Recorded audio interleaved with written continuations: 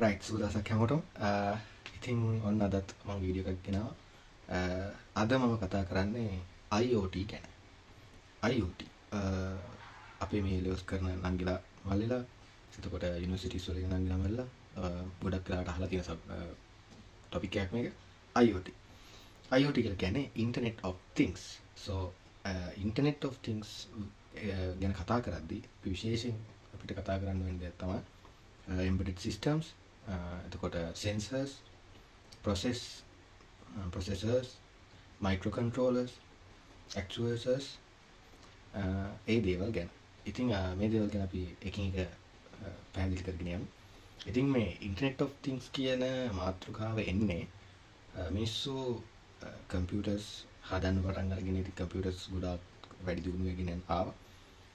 මිනිස්සුන්ට ඕන වෙනවා මේ physical දේවල්, ඒ කියන්නේ ෆිසිකලි තියෙන අයිටම්ස් වල කන්ඩිෂන් එක, ඒ වගේ තත්වය කම්පියුටර් එකකට ඩේටා විදිහට ගන්න.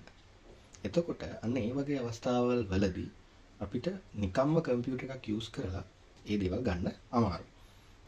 ඒ නිසා අපි ඒ වගේ වැඩවලට ස්පෙસિෆිකලි හදනවා සිස්ටම්ස්, හાર્ඩ්වෙයාර්ස් වගේ දේවල් හදනවා. අපි ඒ ඩිවයිස් වලට මේ embedded system එක දාලා තියෙන්නේ. embedded system කියන්නේ ඒ වගේ දෙයක්, ඒ වගේ system එකක් embed කරලා තියෙන තියාගෙන තියෙනවා වෙනම. ඒ කියන්නේ computer එකට අමතරව වෙනම devices තියෙනවා. ඒවා තමයි embedded systems.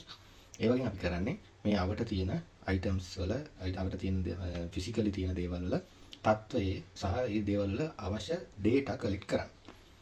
උදාහරණයක් විදිහට මම කිව්වොත් අපි නිකන් බැලුවොත් මේ ලොකු ගොඩක් වෙලාවට බිල්ඩින් ඔටෝමේෂන්ස් පැත්තේ තියෙන මේක. ඉතින් ඔය ලොකු බිල්ඩින්ග්ස් වල ඇතුලේ තියෙන හියුමිඩිටි එක, එතකොට හීට් එක, මෝෂන් එක, මිනිස්සු එනවා යනවා කියන එක, ඒ දේවල් කැප්චර් කරන්න සෙන්සර්ස් තියෙනවා.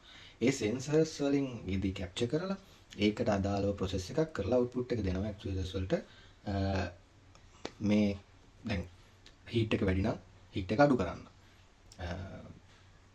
ඒ කියන්නේ AC automation කරලා තියෙනවා. ඒ වගේ අවස්ථාවලදී මේ embedded systems use වෙනවා. ඉතින් මේ embedded systems ගැන කතා කරනකොට මේකේ විශේෂම දෙයක් තමයි microcontrollers කියලා කියන්නේ. microcontrollers ඔයාලා නිකන් ඔයාලගේ තියෙන ගෙදර තියෙන කම්පියුටර් එකක් හරි ගොඩක් වෙලාවට පොඩි ඩිවයිස් එකක් වුණත්, ෆෝන් එකක්, රිමෝට් එකක්, ඒ වගේ දෙයක් වුණත් ඔයාලා නිකන් කැඩලා තියෙන එක දෙයක වුණත් බැලුවොත් එහෙම ඔයාලට මයික්‍රෝ කන්ට්‍රෝලර්ස් බලා ගන්න පුළුවන්. ඒ මයික්‍රෝ කන්ට්‍රෝලර්ස් වැඩ කරන්නේ ස්පෙસિෆිකලි එයාලට කියන ටාස්ක් එක විතරයි එයාලා කරන්නේ. ඉතින් මේ මයික්‍රෝ කන්ට්‍රෝලර්ස් ඉස්සර වැඩ කරපු ඒවා ඉතා කුඩා ප්‍රමාණයකින් තමයි මෙමරි එක තිබ්බේ. ඉතින් මේක වැඩි දියුණු වෙලා දැන් නෙද්දී ගොඩක් හොඳ ලොකු කැපැසිටි එකක් රඳවාගෙන තියාගන්න පුළුවන් මයික්‍රෝ කන්ට්‍රෝලර්ස් තියෙනවා. ඉතින් මේ මයික්‍රෝ කන්ට්‍රෝලර්ස් අපිට ප්‍රැක්ටිකල් යූසන් කරගන්න පුළුවන් දෙයක් බලන්න පුළුවන් විදිහක් තමයි Arduino, Raspberry Pi, ඒ වගේ බෝඩ්ස් තියෙනවා. අපිට මේ බෝඩ්ස් වලින් අපිට මේ අදාළ වැඩ කරගන්න පුළුවන්. ඉතින් මම ළඟ අද මේ Arduino බෝඩ් එකක් තියෙනවා. මම ළඟ ඇත්තටම Raspberry Pi එකක් නැහැ. හැබැයි මේ තියෙන්නේ Arduino බෝඩ් එකක්. ඔයාලට බලා ගන්න පුළුවන්.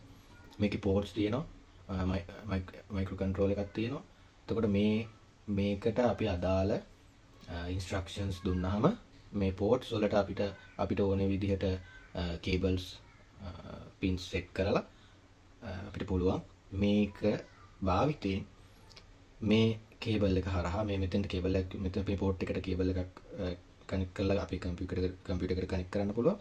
එහෙම කම්පියුටර් එකට කනෙක්ට් කරලා Arduino software, Arduino IDE එක use කරගෙන අපිට පුළුවන් මේකෙන් programs run කරලා embedded systems අපිට පුළුවන් මේකෙන් හදන්න.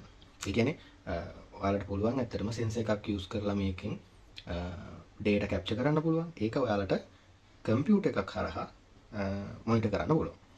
ඉතින් අපි මම ඇත්තටම හිතාගෙන ඉන්නවා ඉදිරියට එන වීඩියෝස් වල ගොඩක් වෙලාවට මේ දේවල් ප්‍රැක්ටිකලි කරන්න කොහොමද කියන එක පෙන්නන්න. IoT විතරක් නෙමෙයි අනිත් මම දැන් කරලා තියෙන වීඩියෝස් වල තියෙන ටොපික් සහ ඉස්සරහට කරන වීඩියෝස් වල ටොපික්ස් මම ඇත්තටම හිතන් ඉන්නවා ස්ක්‍රීන් එකක් ඔයාලට පේන විදිහට මේ වැඩ ටික කරන්න. ඉතින් මේ IoT ගැන සහ අනිත් දේවල් ගැන අපි තවත් ඉදිරියට කතා කරමු. දැනට අදට මම මෙතන නවත්තනවා. ඉතින් මම හිතනවා ඔයාලා මාත් එක්ක ඉස්සරහට ඇඳලා ඉඳී කියලා. අපි ඉදිරියට තවත් බොහෝ දේවල් කතා කරමු.